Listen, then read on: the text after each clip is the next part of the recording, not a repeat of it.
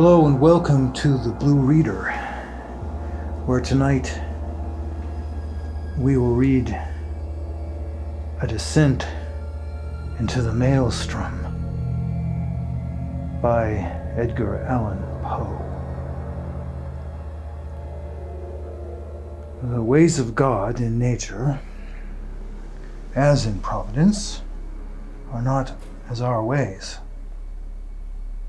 nor are the models that we frame in any way commensurate to the vastness, profundity, and unsearchableness of his works, which have a depth in them greater than the well of Democritus. Joseph Glanville.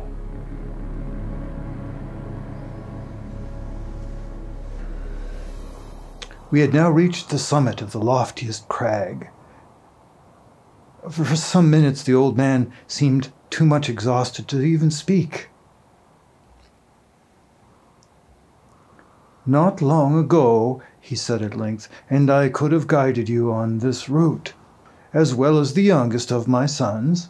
But about 3 years past there happened to me an event such as never happened to mortal man, or at least such as no man ever survived to tell of. And the 6 hours of deadly terror which I then endured have broken me up, body and soul. You suppose me to be a very old man, but I am not. It took less than a single day to change these hairs from a jetty black to white, to weaken my limbs, to unstring my nerves, so that I tremble at the least exertion, and I am frightened at a shadow. Do you know, I can scarcely look over this little cliff without getting giddy."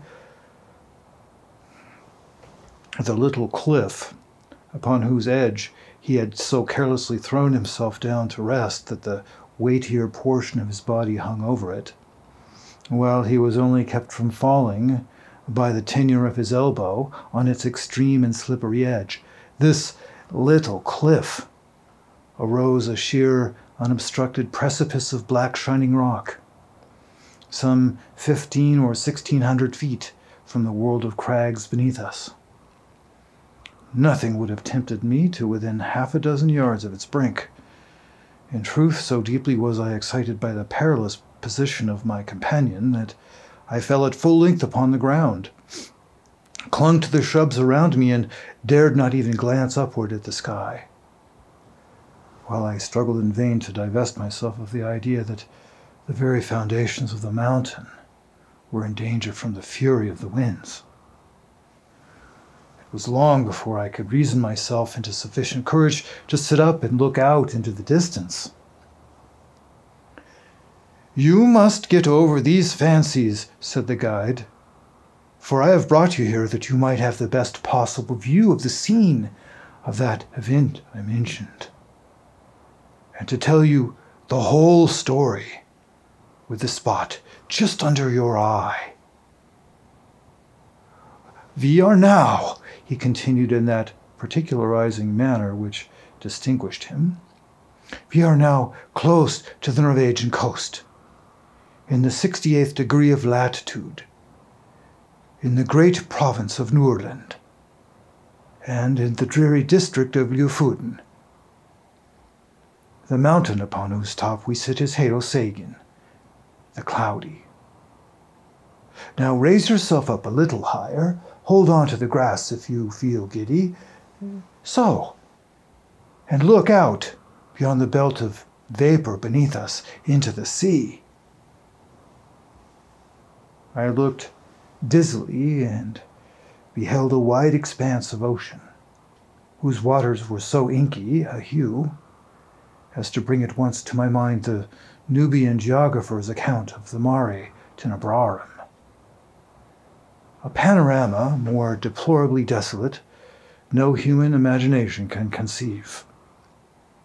To the right and left, as far as the eye could reach, there lay outstretched like ramparts of the world, lines horridly black and beetly cliff, whose character of gloom was but the more forcibly illustrated by the surf, which reared high up against its white and ghastly crest, howling and shrieking forever. Just opposite the promontory upon whose apex we were placed, and at a distance of some 5 or 6 miles out at sea, there was visible a small, bleak-looking island, or more properly, its position was discernible through the wilderness of surge in which it was enveloped. About 2 miles nearer the land arose another of smaller size, hideously craggy and barren, and encompassed at various intervals by a cluster of dark rocks. The appearance of the ocean in the space between the more distant island and the shore had something very unusual about it. Although at the time so strong a gale was blowing landward that a brig in the remote offing lay to under a double-reefed trysail and constantly plunged her whole hull out of sight, still there was here nothing like a regular swell, but only a short, quick, angry cross-dashing of water in every direction, as well as in the teeth of the wind as otherwise. Of foam there was little except in the immediate vicinity of the rocks. "The island in the distance," resumed the man, "is called by the Norwegians Varøy. The one midway is Musken. That a mile to the northward is Aurholmen. Yonder are Iflese, Høgholmen, Skirholmen, Svarveien, and Buholmen. Farther off, between Musken and Varøy, are Australøkholmen, Frima, St. Flesen, and Storholmen. These are the true names of the places. But why it has been thought necessary to name them at all is more than either you or I can understand. Do you hear anything? Do you see any change in the water?" We had now been about 10 minutes upon the top of Heilsaken, to which we had ascended from the interior of Lofoten, so that we had caught no glimpse of the sea till it had burst upon us from the summit. As the old man spoke, I became aware of a loud and gradually increasing sound, like the moaning of a vast herd of buffaloes upon an American prairie, and at the same moment I perceived that what seemed the chopping character of the ocean beneath us was rapidly changing into a current which set to the eastward. Even while I gazed, this current acquired a monstrous velocity. Each moment added to its speed, to its headlong impetuosity. In 5 minutes, the whole sea, as far as Varøy, was lashed into ungovernable fury. But it was between Musken and the coast that the main uproar held its sway. Here, the vast bed of the waters seemed scarred into 1,000 conflicting channels, burst suddenly into the frenzied convulsion, heaving, boiling, hissing, gyrating in gigantic and innumerable vortices, and all whirling and plunging on to the eastward with a rapidity which water never elsewhere assumes except in precipitous descents. In a few minutes more, there came over the scene another radical alteration. The general surface grew somewhat more smooth, and the whirlpools, one by one, disappeared, while prodigious streaks of foam became apparent where none had been seen before. These streaks at length, spreading out into a great distance, and entering into combination, took unto themselves the gyratory motion of the subsided vortices, and seemed to form the germ of another more vast. Suddenly, very suddenly, this assumed a distinct and definite existence. A circle of more than a mile in diameter. The edge of the whirl was represented by a broad belt of gleaming spray, but no particle of this slipped into the mouth of the terrific funnel, whose interior, as far as the eye could fathom it, was a smooth, shining and jet-black wall of water, inclined to the horizon at an angle of some 45 degrees, speeding dizzily round and round with a swaying and sweltering motion, and sending forth to the winds an appalling voice, half shriek, half roar, such as not even the mighty cataract Niagara ever lifts up in its agony to heaven.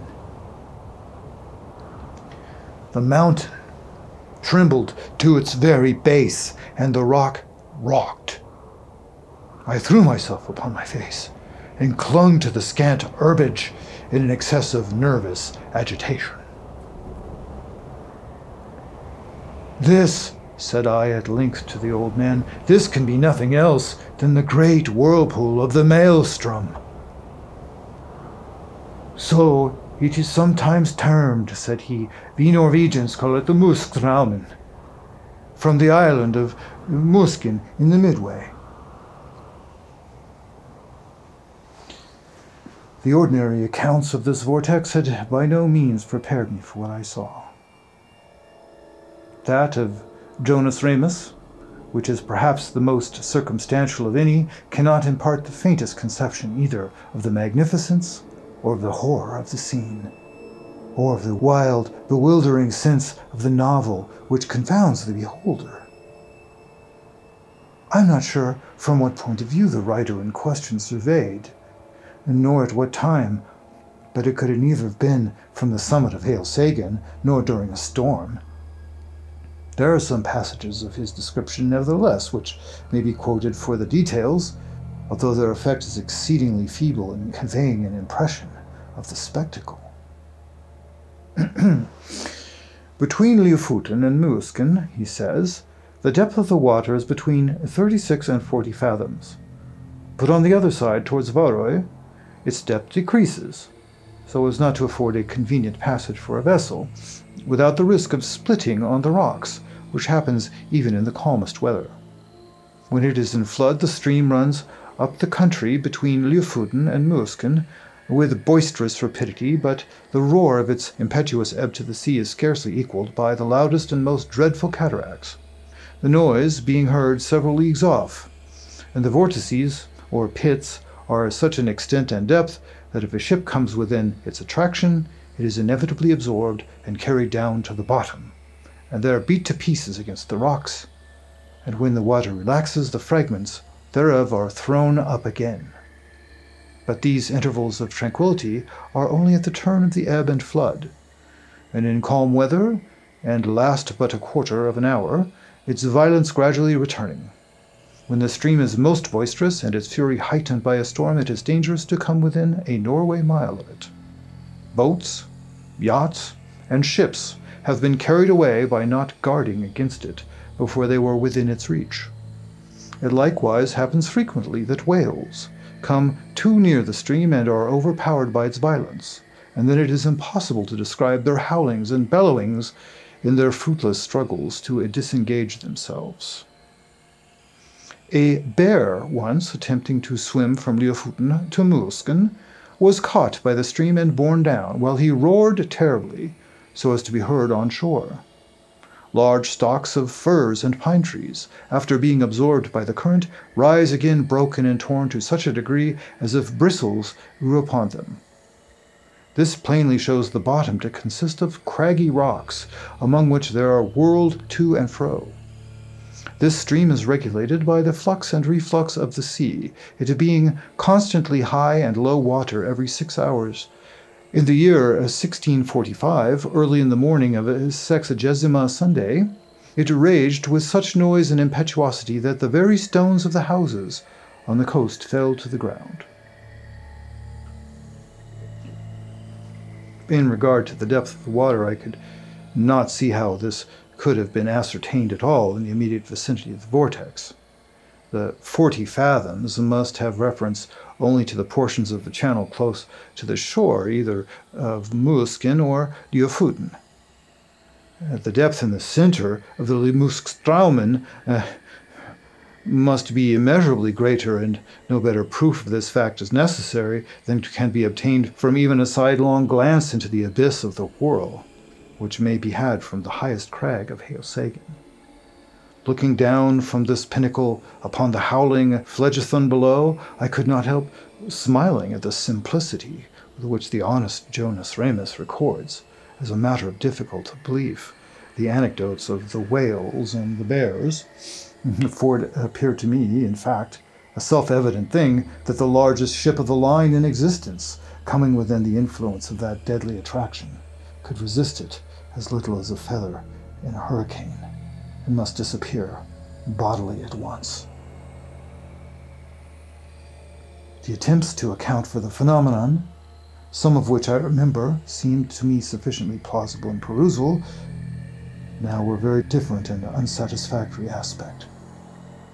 The idea generally received is that this, as well as 3 smaller vortices among the Faroe Islands, have no other cause than the collision of waves rising and falling, at flux and reflux against a ridge of rocks and shelves which confine the water, so that it precipitates itself like a cataract, and thus the higher the flood rises, the deeper must the fall be, and the natural result of all of this is a whirlpool or vortex, the prodigious suction of which is sufficiently known by lesser experiments. These are the words of the Encyclopedia Britannica. Kircher and others imagine that the center of the channel of the Maelström is an abyss penetrating the globe and issuing in some very remote part, the Gulf of Bothnia being somewhat decidedly named in one instance. This opinion, idle in itself, was the one to which, as I gazed, my imagination most readily assented.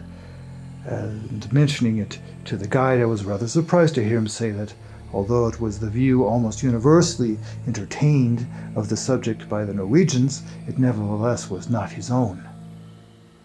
As to the former notion, he confessed his inability to comprehend it, and here I agreed with him. For however conclusive on paper, it becomes altogether unintelligible and even absurd amid the thunder of the abyss. "You have had a good look at the world now," he said, the old man. "And if you will creep round this crag, so as to get in its lee and deaden the roar of the water, I will tell you a story that will convince you I ought to know something of the Maelström." I placed myself as desired, and he proceeded.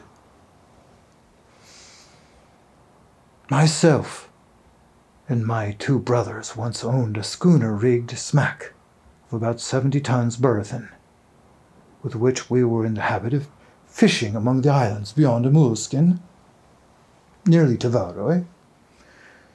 In all violent eddies at sea, there is good fishing, and proper opportunities if one has only the courage to attempt it.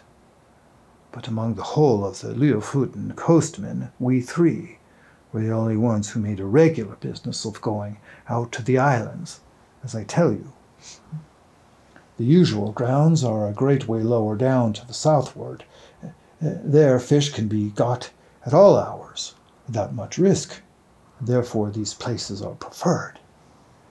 The choice spot over here among the rods, however, will not only yield the finest variety, but in greater abundance, so that we often got in a single day what the more timid of the craft could not scrape together in a week. In fact, we made it a matter of desperate speculation, the risk of life standing instead of labor, and courage answering for capital. We kept the smack in a cove, about 5 miles higher up the coast than this, and it was our practice in fine weather to take advantage of the 15-minute slack to push across the main channel of the Maelström, far above the pool, and then drop down upon anchorage somewhere near Outholmen or St. Fresen, where the eddies are not so violent as elsewhere.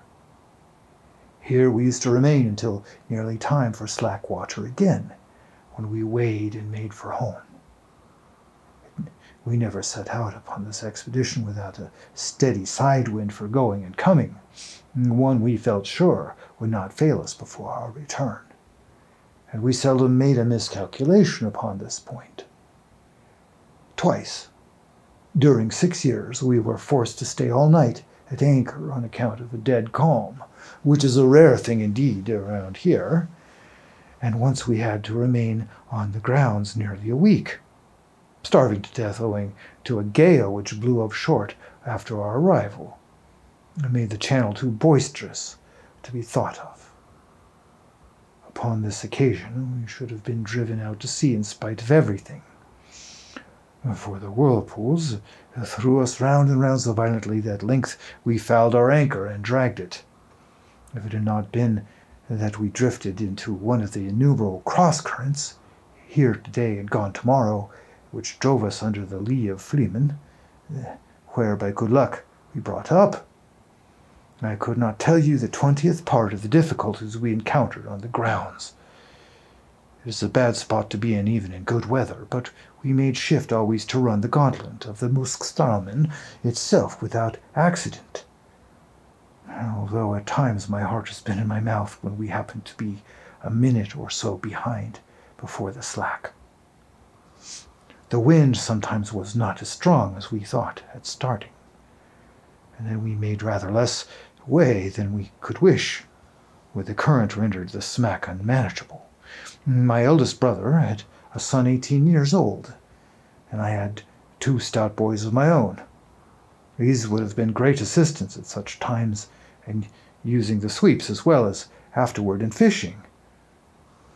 But somehow, although we ran the risk ourselves, we had not the heart to let the young ones get into the danger. For after all it is said and done, it was a horrible danger. And that is the truth. It is now within a few days of 3 years since what I am going to tell you occurred. It was on the 10th day of July, a day which the people of this part of the world will never forget. It was one in which blew the most terrible hurricane that ever came out of the heavens. And yet all the morning, and indeed until late in the afternoon, there was a gentle and steady breeze from the southwest, while the sun shone brightly, so that the oldest seaman among us could not have foreseen what was to follow. The 3 of us, my 2 brothers and myself, had crossed over to the islands about 2:00 p.m. and had soon nearly loaded the smack with fine fish, which we remarked were more plenty that day than had ever known them. It was just 7 by my watch when we weighed and started home, so as to make the worst of the storm at slackwater, which we knew would be at 8. We set out with a fresh wind on our starboard quarter, and for some time spanked along at a great rate, never dreaming of danger, for indeed we saw not the slightest reason to apprehend it. All at once we were taken aback by a breeze from over Heelsaken. This was most unusual, something that had never happened to us before, and I began to feel a little uneasy, without exactly knowing why.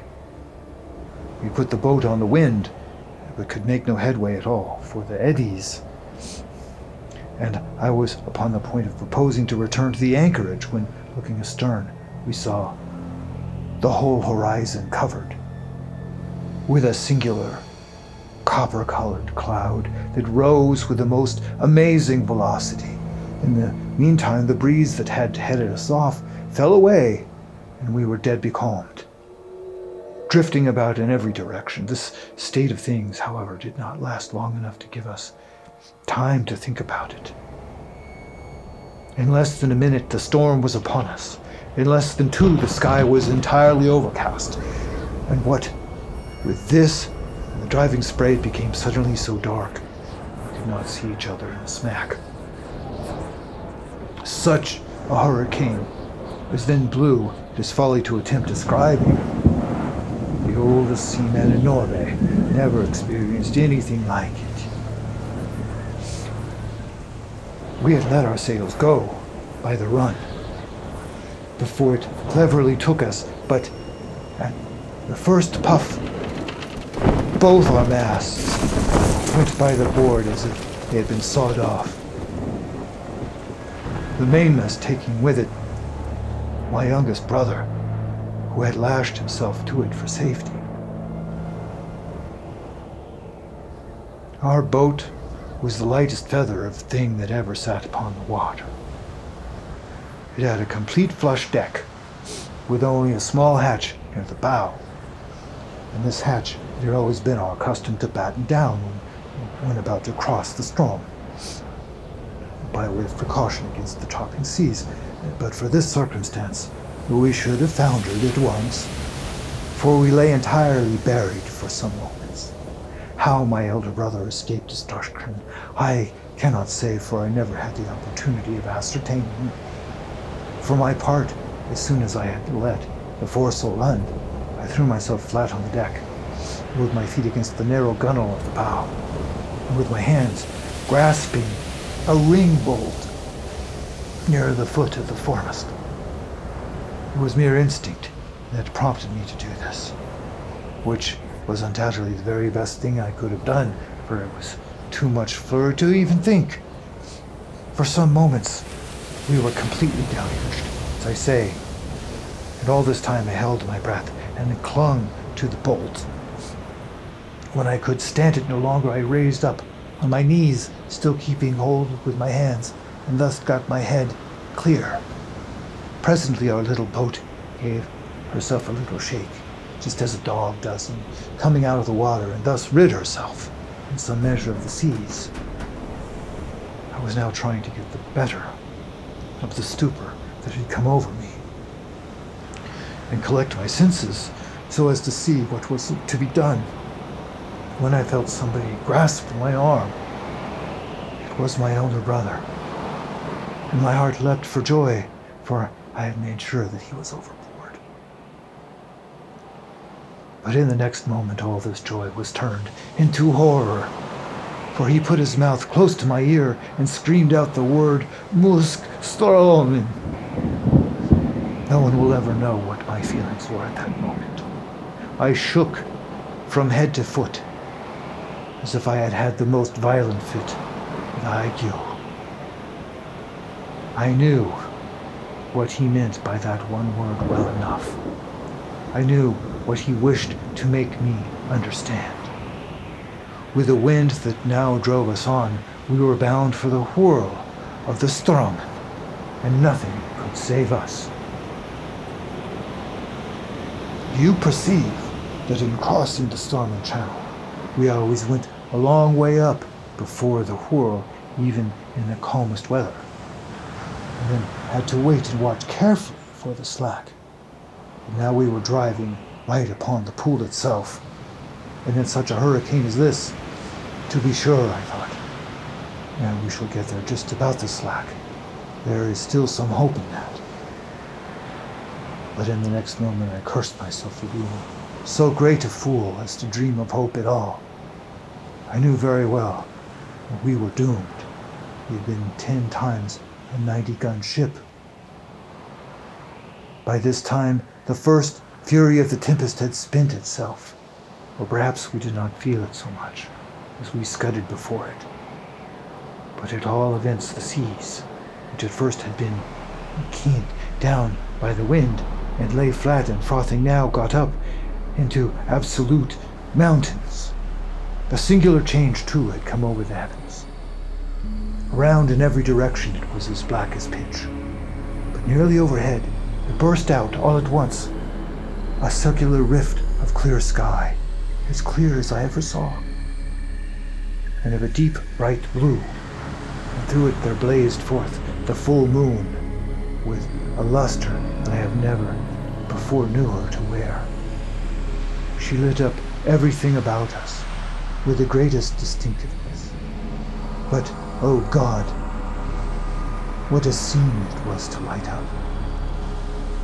I now made 1 or 2 attempts to speak to my brother, but in some manner which I could not understand. The din had so increased that I could not make him hear a single word.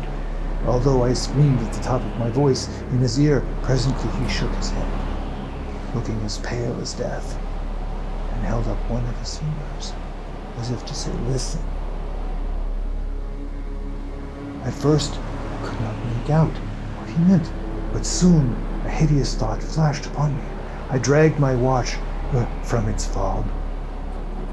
It was not going. I glanced at its face by the moonlight and then burst into tears as I flung it far away into the ocean. It had run down at 7 o'clock. We were behind the time of the slack, and the whirl of the Straumen was in full fury. When a boat is well built, properly trimmed and not deep laden, the waves in a strong gale, when she is going large, seem always to slip from beneath her, which appears very strange to a landsman. And this is what is called riding in sea phrase. Well, and so far we had ridden the swells very cleverly, but presently a gigantic sea happened to take us right under the counter and bore us with it as it rose, up, as if into the sky. I would not have believed that any wave could rise so high.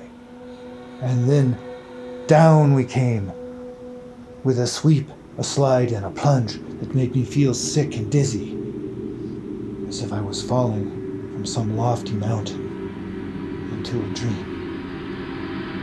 But we were up. I had thrown a quick glance around, and that one glance was all sufficient. I saw our exact position. In an instant, the Maelström whirlpool was about a quarter of a mile dead ahead, but no more like everyday Maelström than the whirl as you now see it is like a mill race. If I had not known where we were and what we had to expect, I should not have recognized the place at all. As it was, I involuntarily closed my eyes. In horror, the lids clenched themselves together as if in a spasm. It could not have been more than 2 minutes afterward until we suddenly felt the waves subside and were enveloped in foam. The boat made a sharp half-turn to larboard and then shot off in its new direction like a thunderbolt. At the same moment, the roaring noise of the water was completely drowned in a kind of shrill shriek, such a sound as you might imagine given out by the waste pipes of many thousand steam vessels. Letting off their steam altogether, we were now in the belt of surf that always surrounds the whirl, and I thought, of course, that another moment would plunge us into the abyss, down which we could only see indistinctly on account of the amazing velocity with which we were borne along. The boat did not seem to sink into the water at all, but to skim like an air bubble upon the surface of the surge. Her starboard side was next to the whirl, and on the larboard side arose the world of ocean we had left. It stood like a huge writhing wall between us and the horizon. It may appear strange, but now when we were in the very jaws of the gulf, I felt more composed than when we were only approaching it. Having made up my mind to hope no more, I got rid of a great deal of that terror, which unmanned me at first. I suppose it was despair that strung my nerves. It may look like boasting, but what I tell you is truth. I began to reflect how magnificent a thing it was to die in such a manner, and how foolish it was in me to think of so paltry a consideration as my own individual life, in view of so wonderful a manifestation of God's power. I do believe that I blushed with shame when this idea crossed my mind. After a little while, I became possessed with the keenest curiosity about the whirl itself. I positively felt a wish to explore its depths, even at the sacrifice I was going to make. And my principal grief was that I should never be able to tell my old companions on the shore about the mysteries I should see. And these, no doubt, were singular fancies to occupy a man's mind in such extremity. And I have often thought since that the revolutions of the boat around the pool might have rendered me a little lightheaded. There was another circumstance which tended to restore my self-possession, and this was the cessation of the wind, which could not reach us in our present situation, for as you saw yourself, the belt of the surf is considerably lower than the general bed of the ocean, and this latter now towered above us, a high black mountainous ridge. If you have never been at sea in a heavy gale, you can form no idea of the confusion of mind occasioned by the wind and spray together. They blind, deafen, and strangle, and take away all power of action or reflection. But we were now, in a great measure, rid of these annoyances, just as the death-condemned felons in prison are allowed petty indulgences, forbidden them while their doom is very uncertain. How often we made the circuit of the belt is impossible to say. We careered around and around for perhaps an hour, flying rather than floating, getting gradually more and more into the middle of the surge, and then nearer and nearer its horrible inner edge. All this time, I never let go of the ring bolt. My brother was at the stern, holding onto a small empty water cask, which had been securely lashed under the coop of the counter, and was now the only thing on deck that had not been swept overboard when the gale first took us. As we approached the brink of the pit, he let go of his hold upon this, and made for the ring, from which in the agony of his terror he endeavored to force my hands, as it was not large enough to afford both of us a secure grasp. I never felt deeper grief than when I saw him attempt this act, although I knew he was a madman when he did it, a raving maniac through sheer fright. I did not care, however, to contest the point with him. I knew it could make no difference whether either of us held on at all. So I let him have the bolt and went astern to the cask.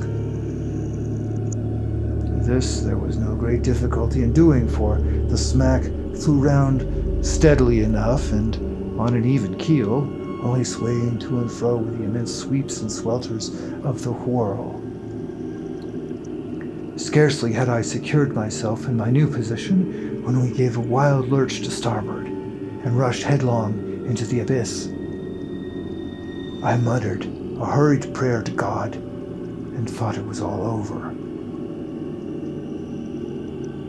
As I felt the sickening sweep of the descent, I had instinctively tightened my hold upon the barrel and closed my eyes, but for some seconds I dared not open them, while I expected instant destruction and wondered that I was not already in my death struggle with the water. But moment after moment elapsed. I still lived.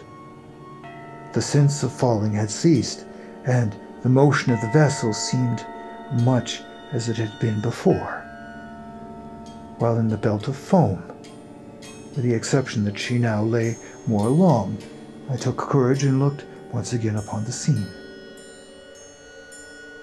Never shall I forget the sensations of awe, horror, and admiration with which I gazed about me. The boat appeared to be hanging, as if by magic, midway down upon the interior surface of a funnel vast in circumference, prodigious in depth, and whose perfectly smooth sides might have been mistaken for ebony, but for the bewildering rapidity with which they spun around, and for the gleaming and ghastly radiance they shot forth as the rays of the full moon from that circular rift amid the clouds, which I had already described, streamed in a flood of golden glory along the black walls and far away down into the inmost recesses of the abyss.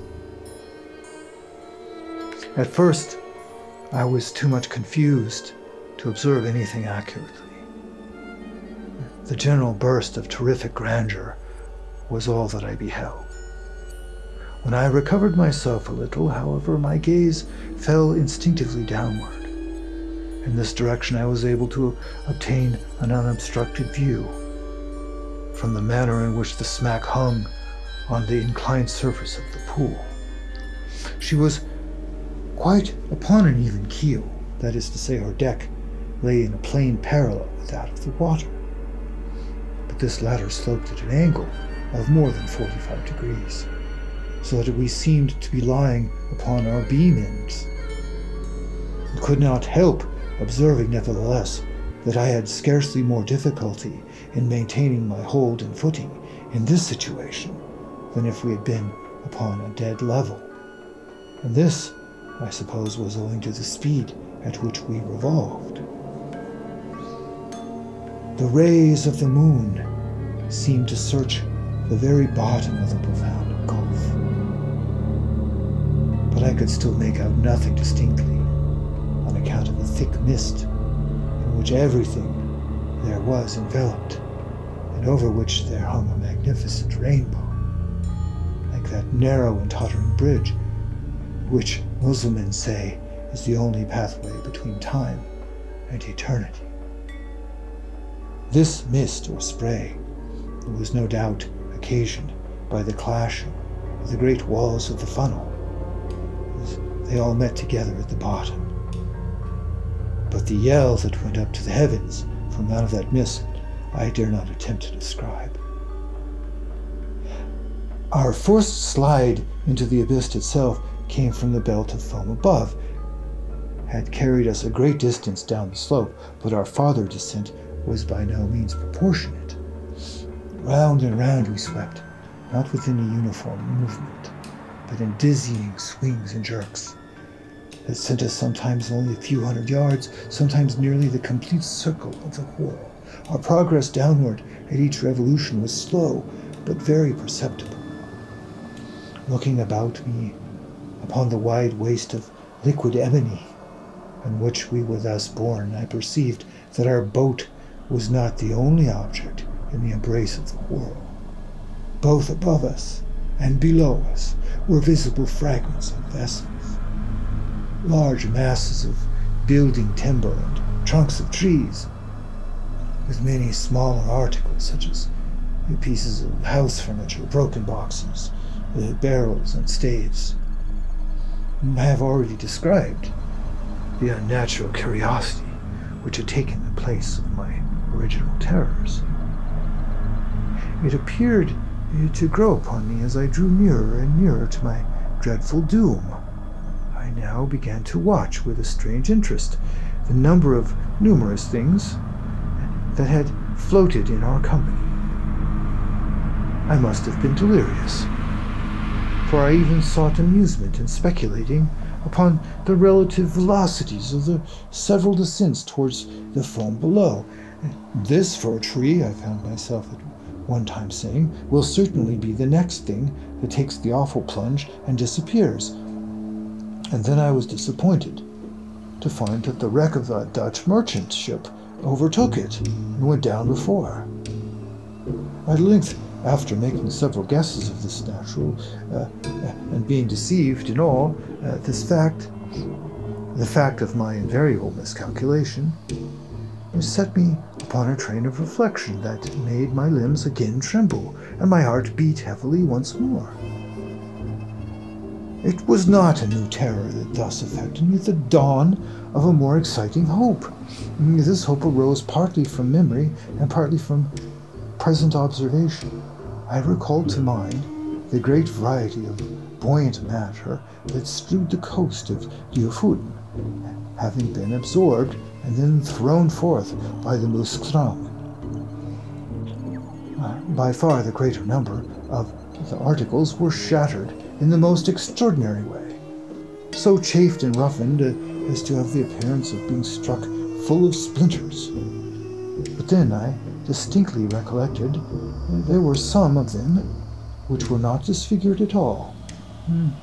Now I could not account for this difference, except by supposing that the roughened fragments were the only ones which had been completely absorbed, that the others had entered the whirl so late a period of the tide, or for some reason had descended so slowly after entering that they did not reach the bottom before the turn of the flood came, or of the ebb, as the case may be.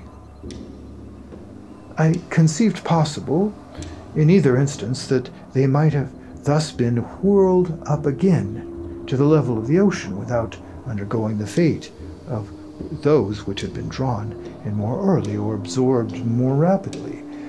I made also 3 important observations. The first was that, as a general rule, the larger the bodies were, the more rapid their descent. The second, that between 2 masses of equal extent, the more spherical, and the other of any other shape, the superiority of the speed of descent was with the sphere. The third, that between 2 masses of equal size, the one cylindrical and the other of any other shape, the cylinder was absorbed more slowly. Since my escape, I have had several conversations on this subject with an old schoolmaster of the district. It was from him that I learned the use of the words cylinder and sphere.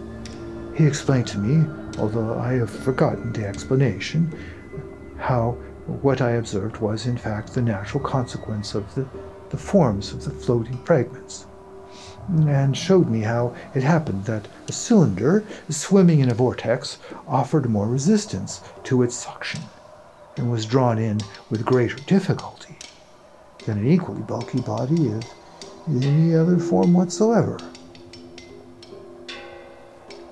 There was one startling circumstance which went a great way in enforcing these observations and rendering me anxious to turn them to account.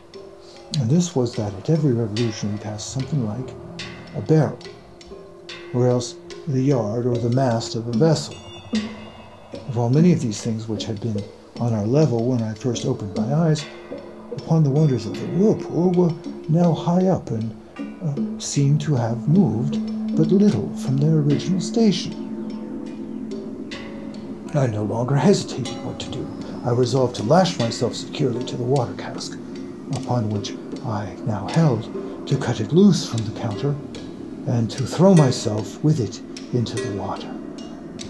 I attracted my brother's attention by signs, and pointed to the floating barrels that came near us, and did everything in my power to make him understand what I was about to do. I thought at length that he comprehended my design. But whether this was the case or not, he shook his head despairingly, and refused to move from his station by the ring bolt. It was impossible to reach him. The emergency admitted of no delay, and so with a bitter struggle I resigned him to his fate. I fastened myself to the cask by means of the lashings which secured it to the counter, and precipitated myself with it into the sea, without another moment's hesitation. The result was precisely what I had hoped it might be. As it is myself who now tell you this tale, and you see that I did escape, and as you are already in possession of the mode in which this escape was effected, and must therefore anticipate all that I have further to say, I will bring my story quickly to conclusion. It might have been an hour, or thereabout, after my quitting the smack, when, having descended to a vast distance beneath me, it made 3 or 4 wild gyrations in rapid succession, and bearing my loved brother with it, plunged headlong at once and forever into the chaos of foam below. The barrel to which I was attached sunk very little farther than half the distance between the bottom of the gulf and the spot at which I left overboard, for a great change took place in the character of the whirlpool. The slope of the slides of the vast tunnel became momently less and less steep. The gyrations of the whirl grew gradually less and less violent. By degrees the froth and the rainbow disappeared, and the bottom of the gulf seemed slowly to uprise. The sky was clear. The winds had gone down and the full moon was setting radiantly in the west, when I found myself on the surface of the ocean, in full view of the shores of Lofoten, and above the spot where the pool of the Maelström had been. It was the hour of the slack,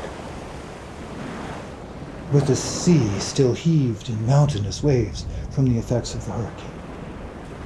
I was borne violently into the channel of the Maelström, and in a very few minutes was hurried down the coast into the grounds of the fishermen. A boat picked me up, exhausted from fatigue, and now that the danger was removed, speechless from the memory of its horror. Those who drew me on board were my old mates and daily companions, but they knew me no more than they would have known a traveler from the spirit land. My hair, which had been raven black the day before, was as white as you see it now. They say, too, that the whole expression of my countenance had changed. I told them all my story. They did not believe it. I tell it to you now, and I can scarcely expect you to put more faith in it than did the merry fishermen of Lofoten.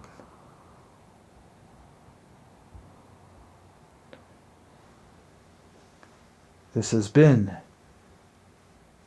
the Blue Reader reading A Descent into the Maelström by Edgar Allan Poe. And I think now I need a little bit of a rest